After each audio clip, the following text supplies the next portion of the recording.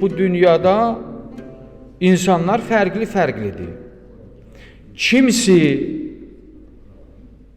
fəhlədir, kimisi tacirdir, kimisi həkimdir, kimisi müəllimdir.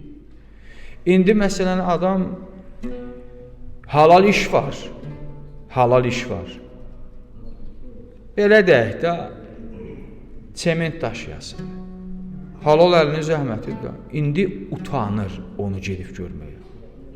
Deyir, məsələn, məni görərlər. Deyir, bu həya mənfi həyadır. Və bu həya bəyənilməyən həyadır. Deyir, halal ruzi arxasından getməkdə nə üçün insan həya?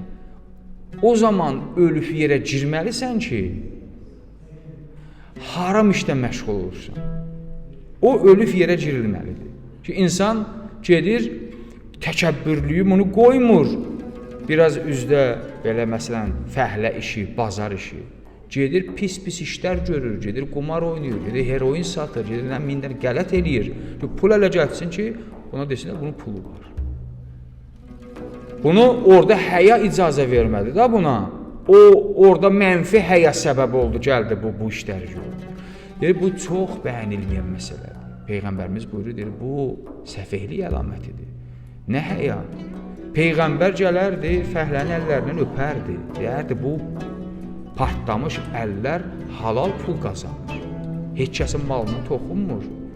Heç kəsin haqqına girmir. Öz halal əməyi.